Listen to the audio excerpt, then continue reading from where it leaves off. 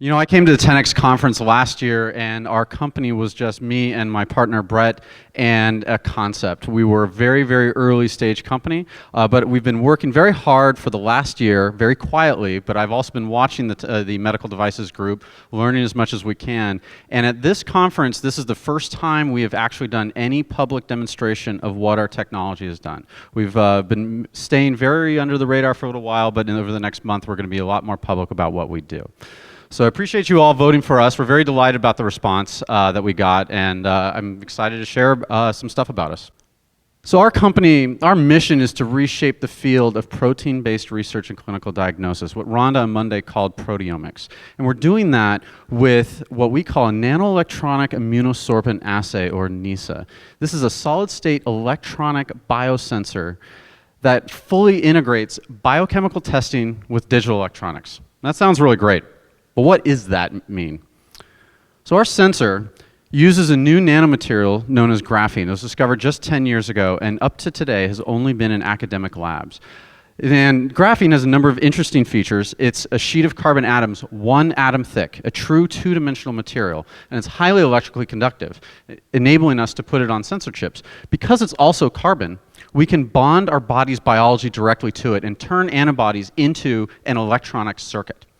When you put a sample on this, that's the antibodies designed to look for an analyte in that sample, you measure an electronic change in the signal. It takes only about 30 minutes to run, requires no reagents, no optics, no tags on the antibodies, and no expensive components. All you do is put a sample on the chip, plug it into a computer or a cell phone, and hit go. That's it. We've made hundreds of these sensors and measured thousands of measurements in our lab, some of that data which we presented to you on Monday. And we're currently going to be making thousands more as we've currently raised a little bit of money. Now, if we were to compare it to an ELISA test, the ELISA was invented back in 1971.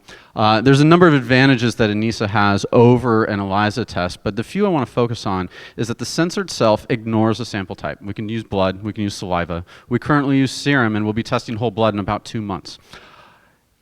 The sensors themselves ignore the other sensors around them, so it multiplexes very easily. This chip I have right here in my hand tests 8 different biomarkers 5 different times in 30 minutes on a drop of blood.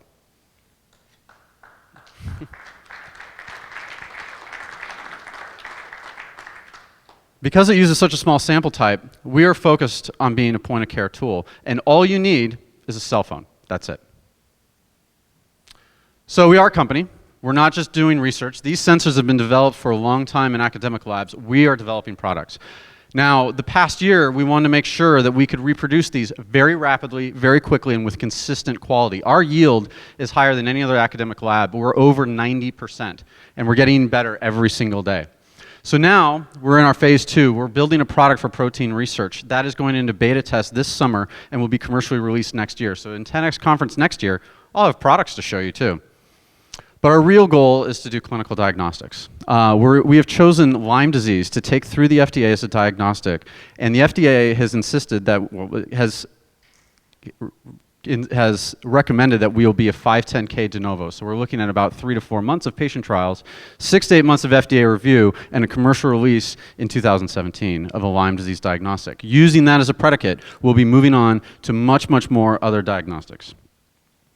Now, I'll talk a little bit about Lyme disease. I've actually met several people at this conference. Some of them had Lyme disease. Many others, their relatives have had Lyme disease, and all of them can tell you just how hard it is to diagnose. It's a bacterial infection transferred via tick bites, but the bacteria is so hard to detect, they can only look for your immune response, which takes about 12 weeks for the current FDA standard tests to be able to be effective. Our sensor, because it's able to pick up such a low concentration of molecules in a sample, around 150 to 200 times greater than an ELISA test, we are doing direct detection of the bacteria. The data we presented to you on Monday was direct detection of Lyme disease bacteria that has not ever been shown before. Because we can do point of care and because we can do direct detection, we can test within 2 to 3 days after been bit by a tick and find the bacteria in the blood where it's much better to treat and avoids all the long-term problems with Lyme disease. On top of that, the current test, because it's your immune response, can't tell how effective the treatment is, but our test can. So we're going to be able to follow up and see, why do people sometimes continue to have symptoms of Lyme after they've been treated, we'll be able to find that out and see if the bacteria is still there or if they got co-infected. So I know there's investors in the room. I had to put my investor pitch up. We are raising money now. We've done all that we've done up to this point on around $200,000. We have now closed $800,000 of a $2 million Series A just 2 weeks ago. We're still raising more funds, so if there's other investors in the room, please come talk to me.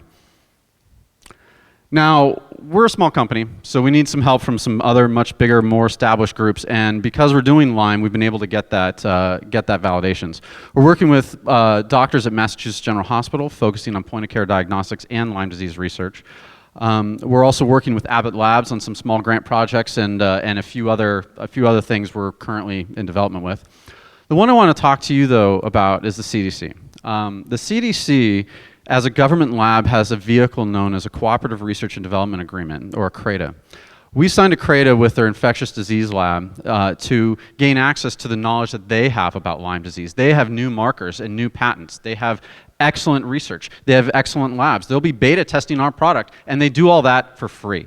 They don't just study infectious diseases, they study workplace injuries and auto injuries. So all of you medical device folks, wherever your problem is, the CDC likely has somebody focusing on it, and you can get some of the best research in the world for free through this vehicle. So I highly encourage you to reach out to them and work directly with them. That's been a huge value for us. We also have a CRADA with the Navy, and we're also working with UCSD. They're very interested in these nanoelectronic fabrication devices, so they're working with us, but our IP is our own. We do have some things we're using from them that's enabling us, but our sensors, our methods are all our own. And we're an EvoNexus company. EvoNexus is the top incubator here in San Diego. We recently graduated last month, and as we moved into our new lab just 20 minutes away. So last night when I was thinking about what I wanted to say, I was really inspired by Mauricio talking last night and talking about what can we do in the developing world. Now, Lyme disease is something we really want to do. The Lyme community is very interested in what we're doing. But in terms of the developing world, there is an advantage for what we're doing too. So this chip, right now, at a prototype level, multiplexes multiple markers, and I can make it for $200 at a prototype level.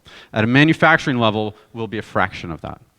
But we also have a chip that does just one marker, and I can make that for $25 as a prototype level. At a manufacturing level, we will be less than $5. So when I was listening to Mauricio talk about what can we do to help people, the bottom third of the world, a point-of-care diagnostic that can do lab-level testing and run it right there on your phone is something that would make a huge difference in the developing world, especially if that chip is only $5. So when he issued that challenge to us, I say to him, I know he's not here, but I'm going to send this to him later, challenge accepted. In 5 years, we are committed to have our sensors being used in the developing world, changing healthcare outcomes for people in Africa, in India, and in the rural places where there is no infrastructure.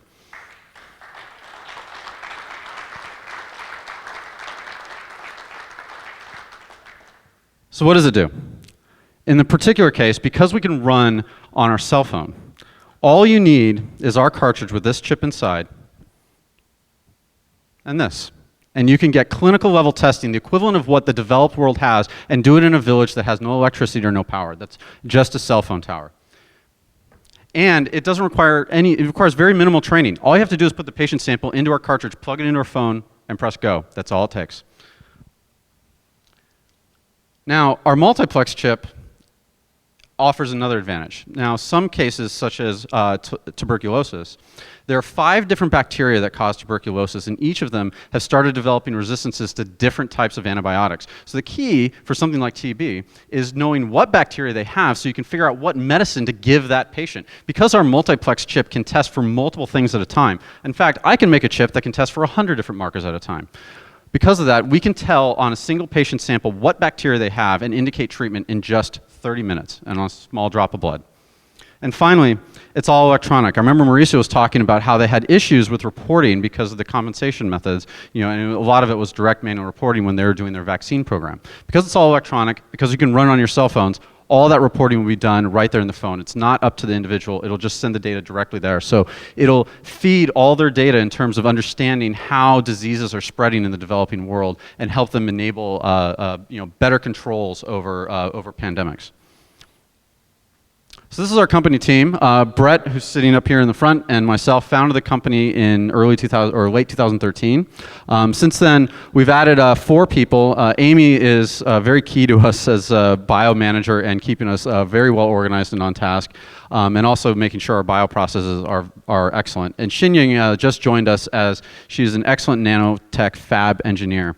The 2 people I want to point out, though, are Greg and Savannah. They are 20 years old, and they make all our chips. That was a key driver for us to make sure that these chips, which had only been made by PhD physicists, could be manufactured by people with very little training. And now, except for one step in the process, they do all of the fabrication for us.